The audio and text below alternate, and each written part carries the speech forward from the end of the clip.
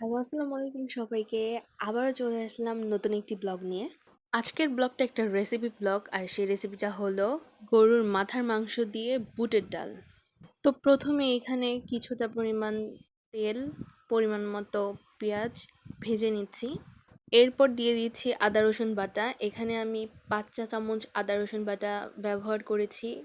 যে আরেকটা কথা, এখানে কিন্তু মিডিয়াম সাইজের যে চামচগুলো আছে সেই চামচের 5 চা চামচ আদা রসুন বাটা আমি এখানে ইউজ করেছি।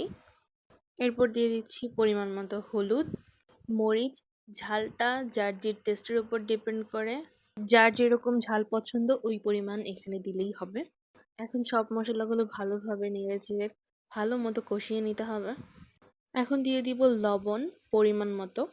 মশলাটা ভালোভাবে কষানোর পর পানি দিয়ে দিব।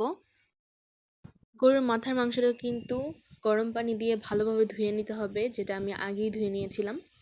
এখন সব অংশগুলো দিয়ে দিয়েছি, মাংসগুলো হতে থাক, এর মধ্যে দিয়ে আমি ডালটা ভালো করে ধুয়ে নিব। এখানে আমি পরিমাণ মতো কিছু বুটের ডাল নিয়ে নিয়েছি, এগুলো ভালো করে ধুয়ে নিব। এদিক দিয়ে মাংসটাও হয়ে এসেছে, এখন ধুয়ে রাখা ডালগুলো দিয়ে দিব। সবগুলো ডাল এখানে দিয়ে দিলাম, এখন একটু নেড়ে চেড়ে নিব।